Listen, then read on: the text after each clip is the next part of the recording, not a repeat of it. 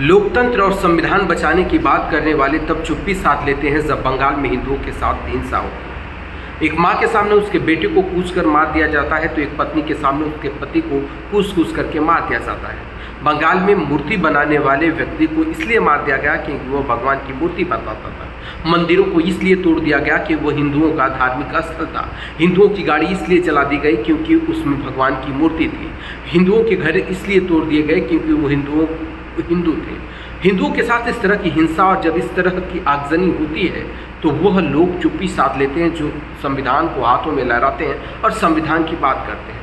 वास्तव में इस देश में संविधान अगर कोई मानता है तो वो है हिंदू। लेकिन जो लोग संविधान का रोना धोना धोते हैं और संविधान के नाम पर वोट बैंक की राजनीति करते हैं, जिसके समर्थन में वो लोग बातें करते हैं, क्या वो लोग वास्तव में संविधान को मानते हैं? अगर वो संविधान और कानून को मानते तो क्या इस तरह की हिंसा होती? बंगाल में हमेशा समय समय पर इस तरह की बड़ी बड़ी हिंसा होती है और जिसमें हिंदुओं को काफ़ी नुकसान का सामना करना पड़ता है, पलायन होने के लिए मजबूर करते हैं। हिंदुओं का क्या कसूर है?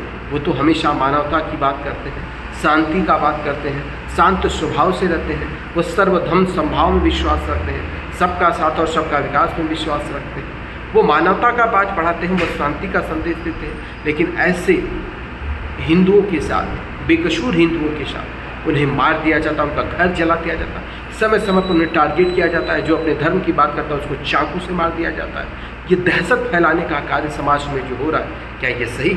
और ये बार बार लोकतंत्र की बात करने वाले और चंद वोट बैंक की राजनीति करने वाले बेसर जो है अब चुप्पी साध लेते हैं जब हिंदुओं के साथ कोई बड़ी घटनाएं होती हैं। हिंदू अपने देश में अगर सुरक्षित नहीं तो कहाँ है? कई लोग तो हमेशा सेकुलरिज्म की बात करके अन्य अन्य बातों को करके हिंदुओं को अलग अलग तरीके से, कभी हिंदुओं को अंधभक्त कहा जाएगा, कभी उनके देवी देवताओं का मजाक उड़ाया जाएगा, जो अपशब्द कहना है वो कह दे। लेकिन इसमें कुछ चंद हिंदू ऐसे भी हैं जो व्यूज़ के लिए भी वो ऐसी ऐसी बातें करते हैं, ऐसी ऐसी टिप्पणी अपने ही धर्म पर करते हैं जो शर्मनाक होती है।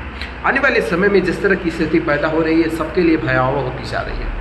मैं भारत सरकार से आग्रह करना चाहता हूँ कि हिंदुओं की सुरक्षा के लिए, शांति बनाने के लिए और ऐसे जो लोग कार्य कर रहे हैं, जो हिंदुओं को पलायन करने के लिए मजबूर के घरों को चला रहे हैं, उनके ऊपर सख्ती के साथ कार्रवाई, सिर्फ भाषणों से कुछ नहीं होगा, वो धरातल पर एक कार्रवाई दिखनी चाहिए। बंगाल में सरकार की क्या मजबूरी है कि वह कोई कार्रवाई नहीं कर सकती है? यहाँ तक कि वहाँ की सोशल मीडिया पर वीडियो जो वायरल है उसमें यह कहते हुए लोग नजर आ रहे हैं कि हमारी केस तक दर्ज नहीं की जा रही। इस तरह की पीड़ा बड़ी दुखदायी है।